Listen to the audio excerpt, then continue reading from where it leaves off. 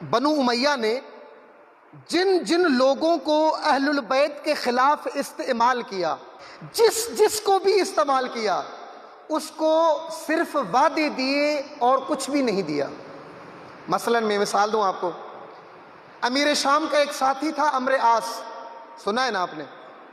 عمرو عاص جب اس دنیا سے جانے لگا، وصیت جب بستر مرگ پر تھا، اس نے اپنے اہل و عیال سے کہا، دوستوں سے کہا کہ میں نے ساری زندگی امیر شام سے مل کر علی و اولاد علی کے خلاف کام کیا، ساری زندگی۔ آپ دیکھیں صفین میں قرآن اٹھانے کی پلاننگ کس کی تھی؟ عمرو عاص کی تھی۔ اس کے علاوہ کیونکہ یہ ماسٹر مائنڈ تھا، رائٹ ہینڈ تھا امیر شام کا، اور سارا کام اسی کے ذمہ ہوتا تھا، ساری زندگی اس نے اہل البیت کے خلاف گزاری۔ لیکن جب مرا، بستر مرگ پر وصیت کر کے گیا، کہنے لگا سنو، اگر ساری زندگی میں اونٹوں کا فضلہ جمع کرتا، اگر میں ساری زندگی امیر شام کے ساتھ رہ کر اہل البیت کے خلاف پلاننگ نہ کرتا اور اونٹوں کی مینگنیاں جمع کرتا رہتا، تو آج پھر بھی میرے پاس کچھ ہوتا۔ اس نے مجھے کچھ بھی نہیں دیا سوائے وعدوں کے، کچھ بھی۔ جودہ ابن اشعث، جس نے امام حسن کو زہر دیا، اس کو کیا وعدہ دیا گیا تھا کہ اگر آپ امام حسن کو زہر دیں تو آپ کو میں اپنے بیٹے سے شادی کرواؤں گا۔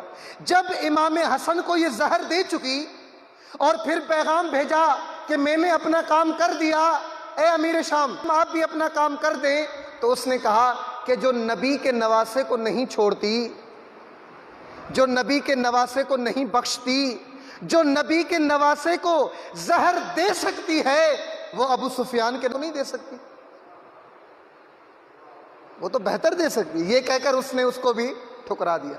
عبید اللہ ابن عباس، تاریخ میں دو ہستیاں ہیں، ایک عبداللہ ابن عباس، ایک عبید اللہ ابن عباس۔ عبداللہ ابن عباس بڑے مفسر قرآن ہیں اور محدث بھی ہیں، قاضی بھی رہے ہیں اسلام کے اندر، بڑی ہستی ہیں۔ ان کے ایک بھائی ہیں عبید اللہ ابن عباس، یہ دو بھائی ہیں۔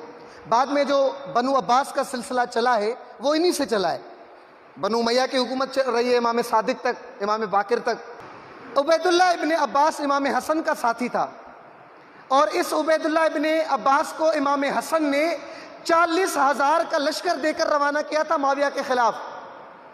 اب ایک سوال ہے، امام حسن نے اس کو کیوں کمانڈر ان چیف بنایا؟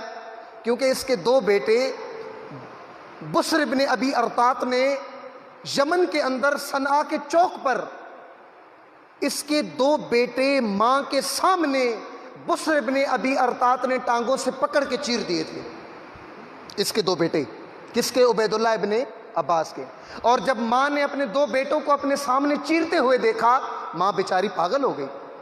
امام حسن نے اس کو اپنی فوج کا سالار مقرر کیا، کیونکہ اس کے دل میں دو بیٹوں کا غم تھا، اور امام کو تھا کہ شاید دو بیٹوں کے غم کی وجہ سے، کیونکہ اس کے دو بیٹے امیر شام نے مروائے، شاید اس غم کی وجہ سے یہ اپنے پاؤں مضبوط رکھے اور دشمن کے خلاف مقابلہ کرے۔